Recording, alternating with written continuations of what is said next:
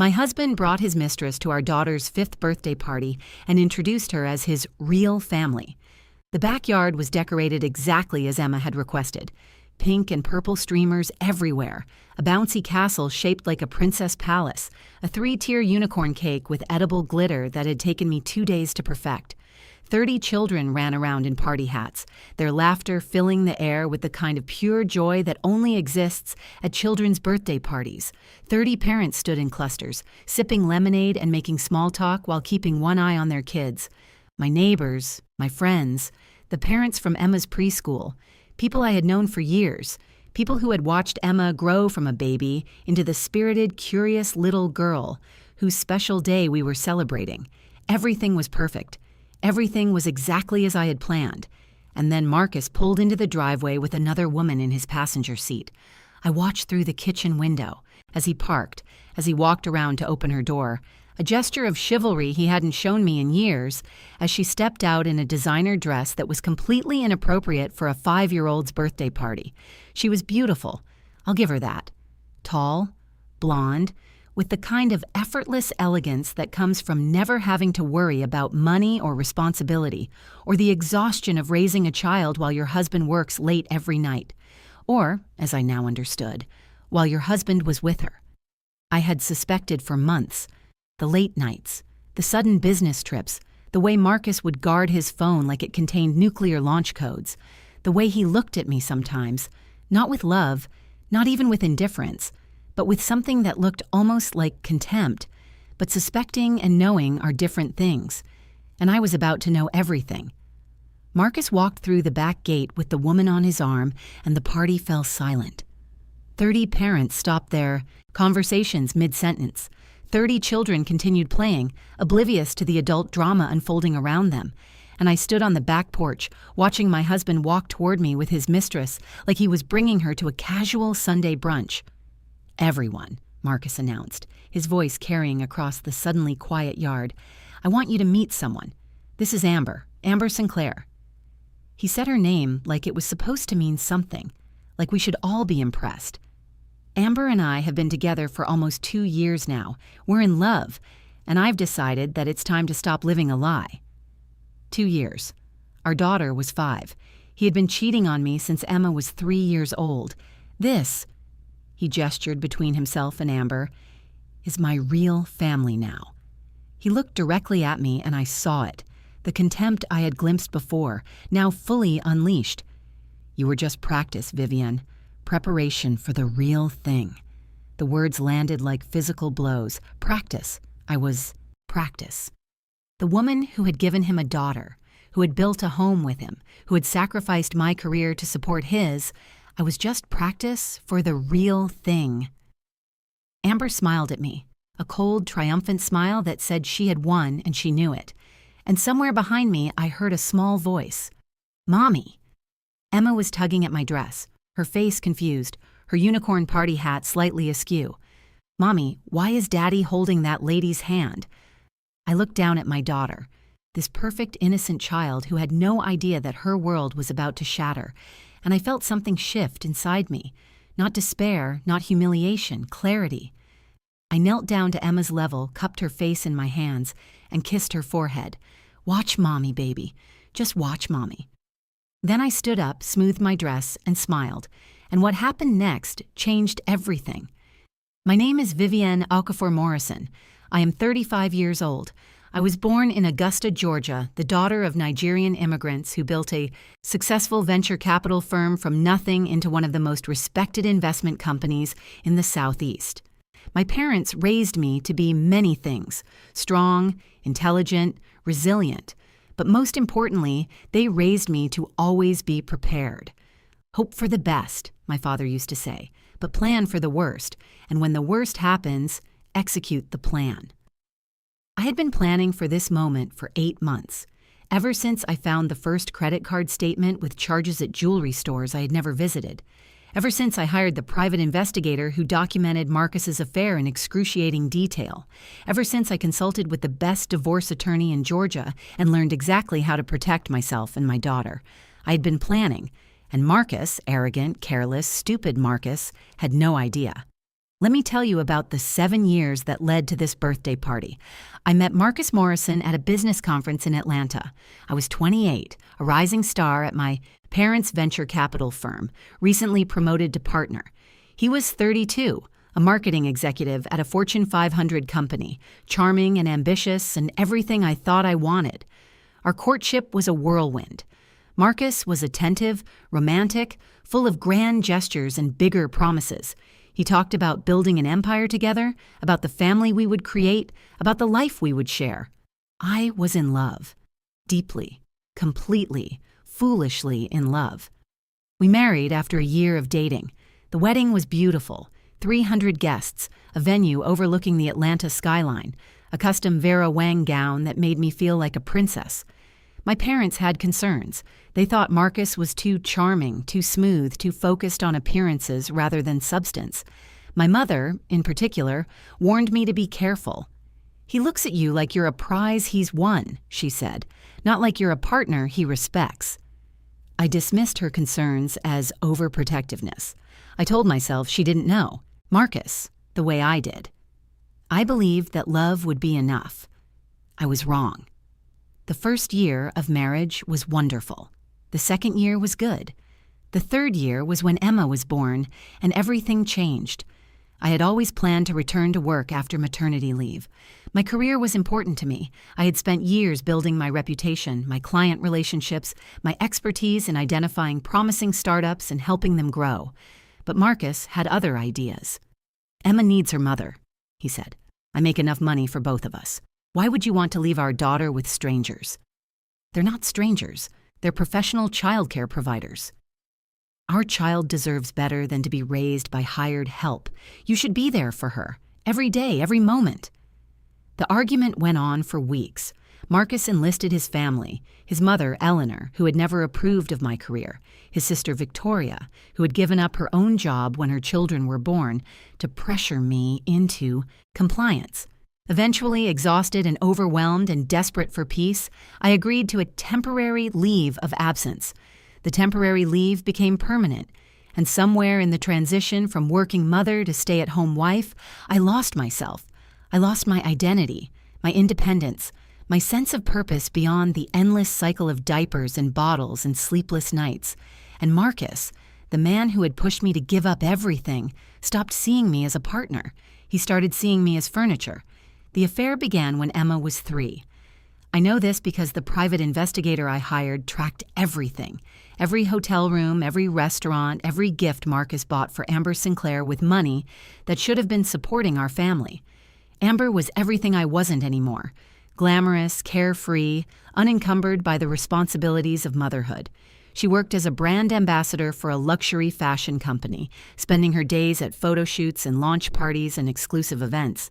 She was Marcus's fantasy. I was his reality. And he had decided he preferred the fantasy. The affair might have continued indefinitely if Marcus hadn't gotten careless. 8 months ago, he left his laptop open on the kitchen counter while he was in the shower. An email notification popped up from Amber with a subject line that made my blood run cold. "Read the divorce plan." I opened it, and I read everything. The email chain stretched back months. Marcus and Amber had been planning their future together in meticulous detail. When to file for divorce, how to minimize what I would receive in the settlement, how to position Marcus as the victim of an emotionally unstable wife who had let herself go after having a baby. There were discussions about Emma, about how Marcus would seek primary custody by painting me as an unfit mother, about how Amber would become Emma's new mommy within a year of the divorce. And there was a timeline. Marcus planned to serve me with divorce papers on Emma's 5th birthday, in front of everyone we knew, as a statement that would humiliate me so completely that I wouldn't have the strength to fight him. He was going to destroy me at my daughter's birthday party. I printed every email. I saved every attachment. I documented everything. Then I closed the laptop, made myself a cup of tea, and began to plan. The next 8 months were the busiest of my life. I hired the best divorce attorney in Georgia, Margaret Chen, a woman my mother had recommended, who specialized in protecting women from wealthy husbands who thought they could buy their way out of marriage. Margaret reviewed the evidence I had gathered and smiled. "He thinks he's clever," she said. "He's not. He's just arrogant, and arrogant men always make mistakes." We began building my case. First, we documented the affair, not just the investigators' reports, but financial records showing how much marital money Marcus had spent on Amber: hotel rooms, jewelry, a car, and apartment he had rented for her in Buckhead. The total came to approximately $487,000 over 2 years. Second, we documented Marcus's plan to paint me as an unfit mother. The emails discussing strategies to make me look unstable. The conversations about hiring a psychologist who would find evidence of mental health issues. The explicit admission that they were planning to lie to the court. Third, and this was the most important part, we documented something Marcus didn't know I knew. Something that would change everything. Marcus Morrison was not the successful marketing executive he pretended to be. He had been fired from his Fortune 500 job 18 months ago. Since then, he had been living off a combination of our savings, a secret loan from his mother, and money he had embezzled from a consulting business we had started together, a business that was legally in my name, with my capital, that he had been using as his personal piggy bank. The embezzlement totaled $1.2 million. He had stolen $1.2 million from our company, my company, to fund his affair and maintain the lifestyle that Amber expected, and he had no idea that I knew. Margaret's eyes had lit up when I showed her the evidence. "This isn't just divorce material," she said. "This is criminal. We can destroy him." "I don't want to destroy him," I replied. "I just want to protect my daughter. I want full custody. I want the financial security we deserve, and I want him to know, in front of everyone, that he's not as smart as he thinks he is." Margaret smiled. "I think we can arrange that." The birthday party was the perfect stage. Marcus had planned to humiliate me in front of everyone we knew. He thought he was the director of this drama, with me as the unwitting victim. But I had rewritten the script. I had invited a few extra guests to Emma's party. Guests Marcus didn't know about. Margaret, my attorney, was there, dressed casually, pretending to be the mother of one of Emma's classmates. 2 of her associates were there as well, similarly disguised. And there was one more guest, Detective Sarah Williams of the Atlanta Police Department, Financial Crimes Division. She was there because I had filed a criminal complaint against Marcus 3 weeks ago, providing evidence of the embezzlement from our company. The investigation had moved quickly, the evidence was overwhelming, and an arrest warrant had been issued.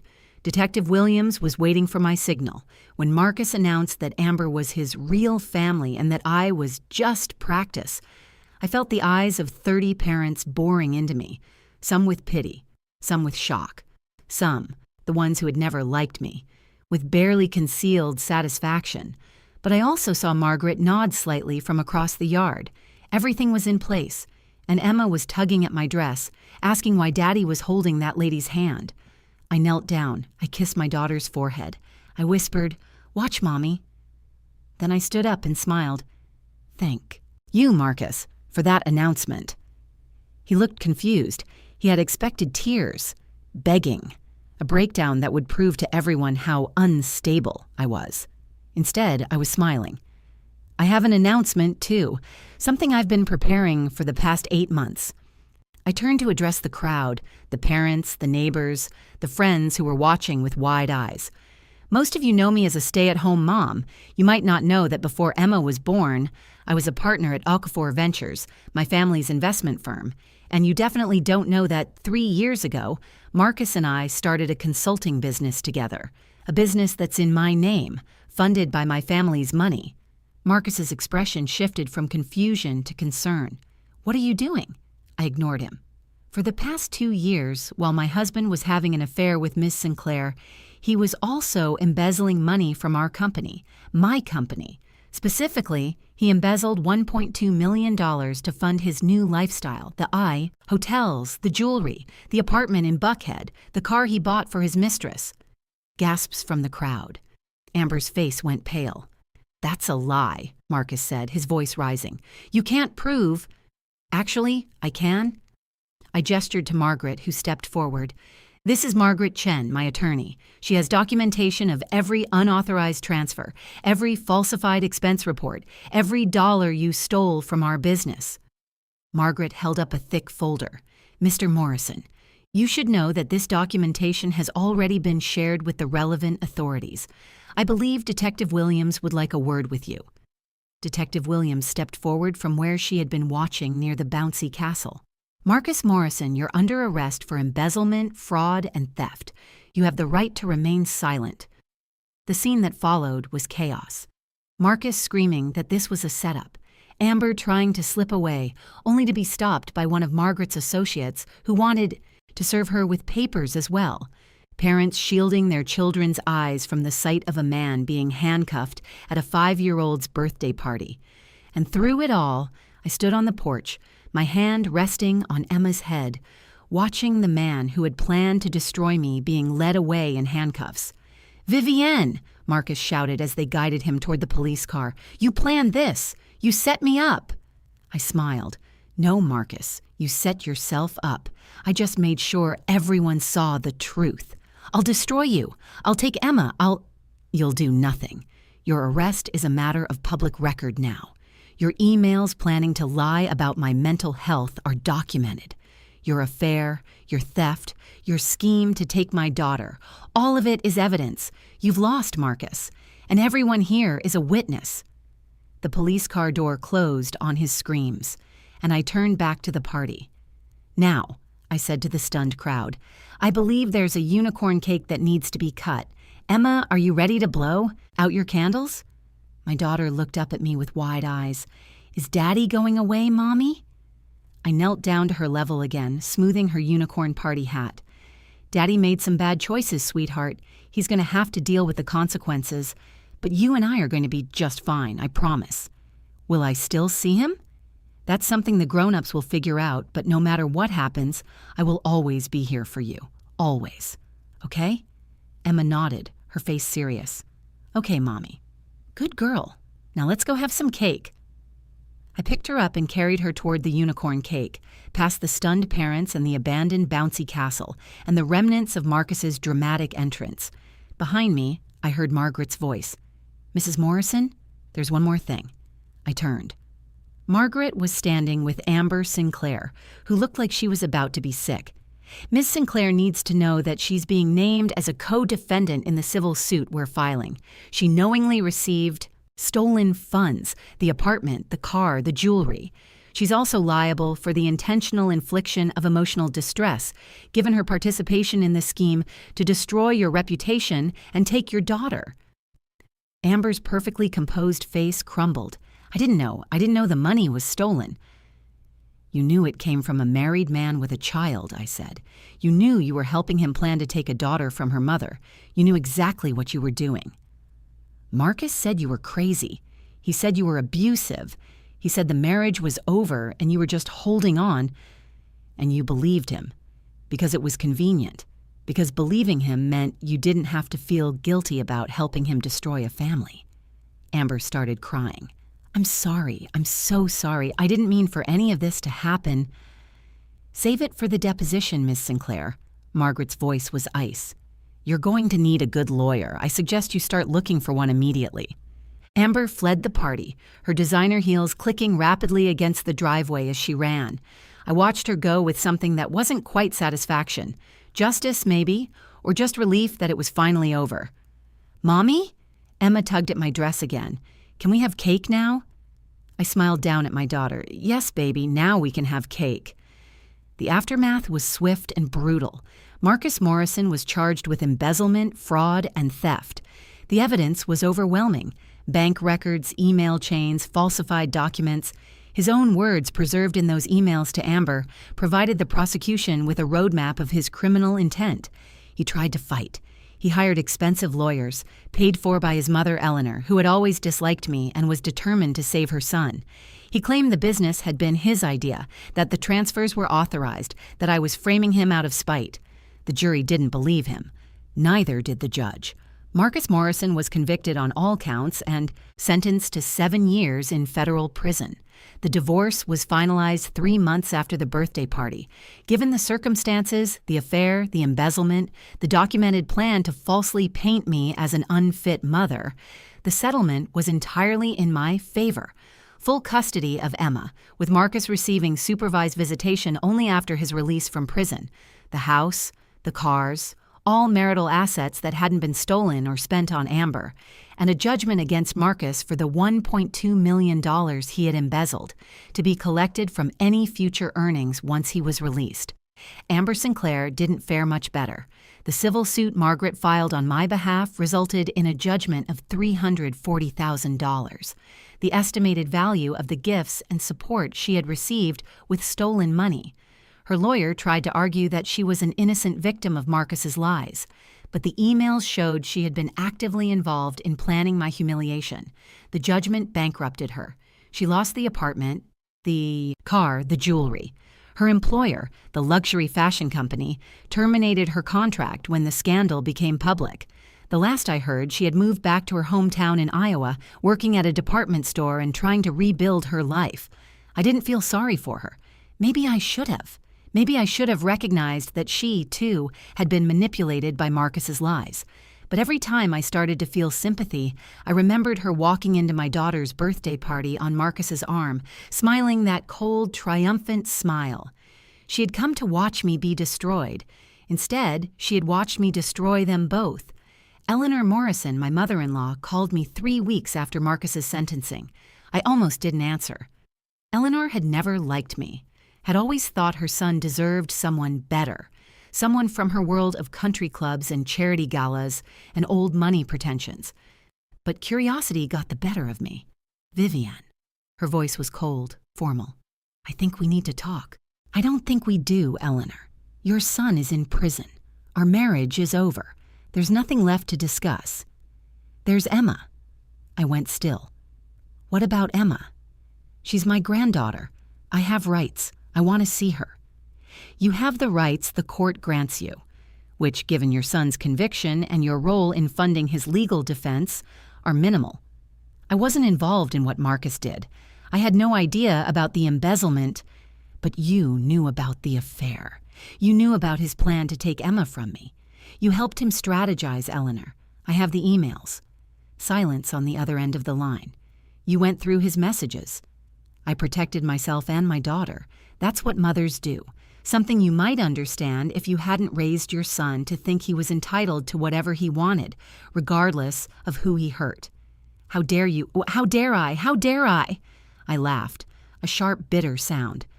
Your son brought his mistress to our daughter's 5th birthday party and announced in front of 30 families that I was just practice. He stole over $1 million from a company I built. He planned to lie to a court to take my child. And you funded his defense, knowing all of this. You don't get to, how dare you me, Eleanor? You lost that right.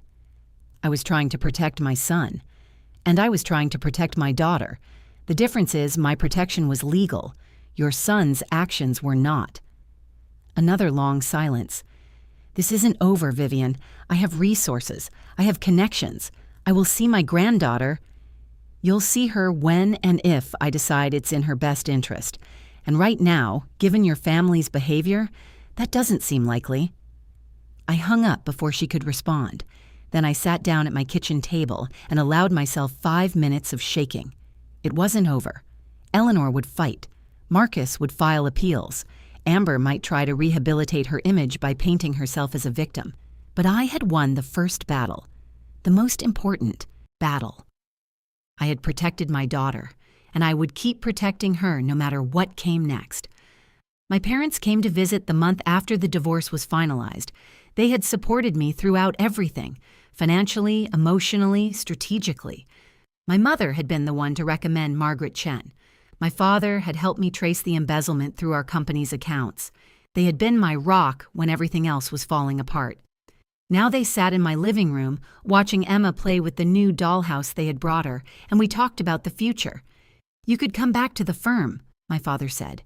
Your position is still there. We could use someone with your instincts. I've thought about it. But I don't know if I'm ready. Emma needs stability right now, routine, a parent who's fully present. That's what nannies are for, my mother said gently, and grandparents, and the support system you have.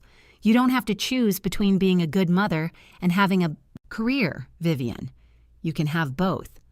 Marcus made me choose. Marcus was wrong about many things. Don't let his failures define your future. I watched Emma arranging tiny furniture in the dollhouse, her face serious with concentration. I sacrificed so much for him, my career, my independence, my sense of self. I became someone I didn't recognize, this shadow of the woman I used to be. And now? Now I have a chance to become someone new, someone who keeps the parts of motherhood that matter, the love, the presence, the connection, while also reclaiming the parts of myself that I lost. That sounds healthy, my father said. It sounds terrifying, but also exciting. My mother reached over and took my hand. Your grandmother used to say that the strongest trees are the ones that bend in the storm. They don't break, they don't resist, they move with the wind, and when the storm passes, they stand taller than before. I feel more like I was uprooted and had to replant myself, somewhere new. That's another way to grow. The point is, you survived, you're still standing, and you're teaching Emma that women don't have to accept what's handed to them. We can fight back. We can win. I looked at my daughter, who was now making her dolls have a tea party. I want her to grow up knowing she has choices, that she doesn't have to shrink herself to fit someone else's expectations, that she can be strong and soft at the same time. She will, my mother said. She has you as her example. And you and Dad, and all the people who showed her that family means having each other's backs, not tearing each other down. The Morrison family could learn something from that philosophy. The Morrison family is going to be dealing with the consequences of their choices for a long time. I'm done trying to teach them anything. My father nodded approvingly. Good. Focus on yourself, on Emma, on building the life you want. That's the plan. And maybe, someday, when you're ready, on finding someone who actually deserves you. I smiled. Let's not get ahead of ourselves. Right now, I'm happy just being Emma's mom. The rest can wait. Fair enough. We sat together, 3 generations of Okafor resilience, watching the youngest member of our family build a tiny world where everything was exactly as she wanted it to be. 2 years after the birthday party, I ran into Amber Sinclair at a coffee shop. I almost didn't recognize her. She had cut her hair short, exchanged her designer clothes for simple jeans and a sweater, lost the polished veneer that had made her seem so intimidating at Emma's party. She saw me at the same moment I saw her. For a long second, we just stared at each other. Then she took a deep breath and walked over to my table. Vivian, I don't know if you remember me. I remember you. Right, of course. She hesitated. I'm not here to cause trouble. I wanted to say something, if you'll let me. I gestured to the chair across. From me. Say it. She sat down, her hands wrapped around a cup of coffee like she needed something to hold on to. I'm sorry. I know that doesn't mean much coming from me. I know I can't undo what I did. But I've spent the last 2 years thinking about that day, about what I was part of, and I wanted you to know that I'm sorry.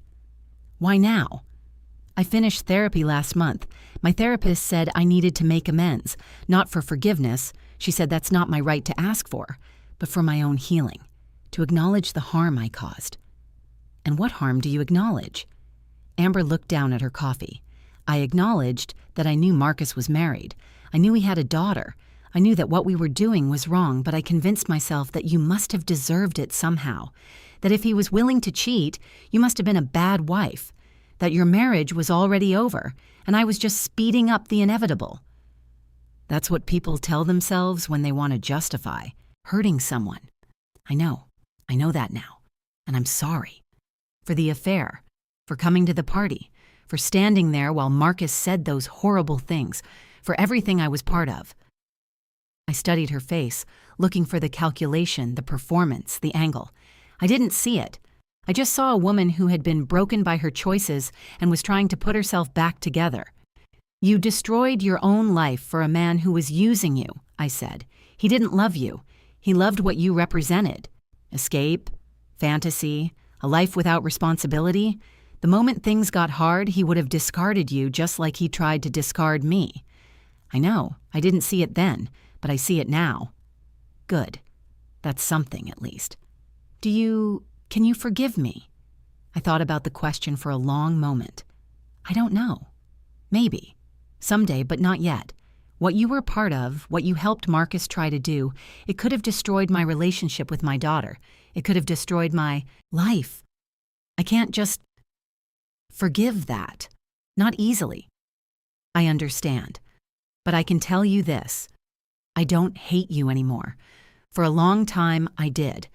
You and Marcus were this united enemy in my mind, the people who tried to take everything from me. But now I just see two people who made terrible choices and are living with the consequences. That's fair. Is Marcus still writing to you? From prison? Amber shook her head. He stopped about 6 months after he was sentenced.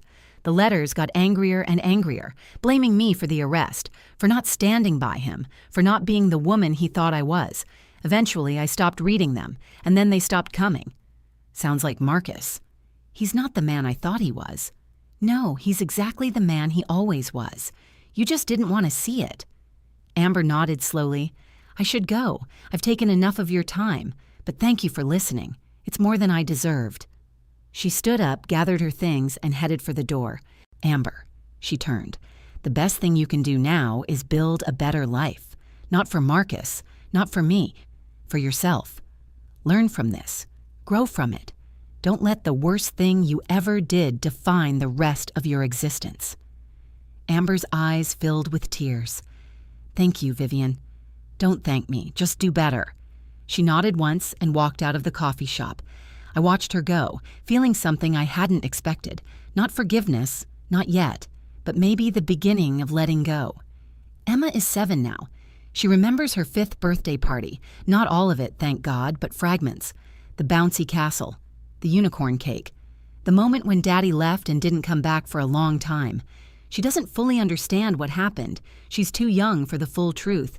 But she knows that Daddy made bad choices and had to go away, and that Mommy will always be there to protect her. Marcus was released from prison 6 months ago, after serving 5 years of his 7-year sentence. He is supervised. Visitation rights now. 2 hours every other Saturday, in a neutral location, with a social worker present. Emma goes reluctantly, returning each time with a mixture of confusion and sadness that breaks my heart. Daddy says it's your fault he had to go away, she told me after one visit. I knelt down to her level just as I had done at her birthday party all those years ago. What do you think, Emma? She was quiet for a long moment. I think Daddy made choices, and choices have consequences. That's what you always say. That's right. Daddy made his choices, and now we're all living with the consequences. Will he ever be normal again, like other kids' dads? I don't know, sweetheart. That depends on whether Daddy learns from his mistakes. Some people do, some people don't. I hope he does. So do I, baby. So do I. I went back to work last year. Not at my parents' firm. I wanted something that was entirely mine. I started a consulting company that helps women navigate complex divorces, particularly those involving financial abuse. I use my experience, the embezzlement, the manipulation, the attempted custody theft, to help other women protect themselves. It's hard work, emotionally draining, but it's meaningful in a way that my previous career never was. I'm not just making money anymore. I'm making a difference. My mother was right. The storm didn't break me. It bent me, uprooted me, forced me to replant myself somewhere new. But I'm still standing, taller than before. And Emma is watching, learning that women don't have to accept what's handed to them, learning that we can fight back, learning that we can win. If this story resonates with you, share it with someone who needs to hear it. Drop a comment telling me where you're watching from and whether you've ever had to turn a moment of intended humiliation into a moment of triumph. Like and subscribe for more stories about strength, justice, and the power of being prepared. This is my real family now. You were just practice. That's what my husband said when he brought his mistress to our daughter's 5th birthday party, in front of 30 kids and their parents, in front of everyone we knew. My daughter tugged my dress. "Mommy, why is Daddy holding that lady's hand?" I knelt down, kissed her forehead, whispered, "Watch Mommy." Then I stood up and smiled. "I have an announcement, too." For the past 2 years, while my husband was having an affair, he was also embezzling money from our company, $1.2 million, to fund his new lifestyle: hotels, jewelry, an apartment for his mistress. The police were already at the party, waiting for my signal. "Marcus Morrison, you're under arrest for embezzlement and fraud." He screamed that I had set him up. No, he set himself up. I just made sure everyone saw. Marcus got 7 years. The mistress got a $340,000 judgment that bankrupted her. I got full custody, the house, and my life back. "You were just practice." "No, Marcus, you were the lesson. And I learned it well.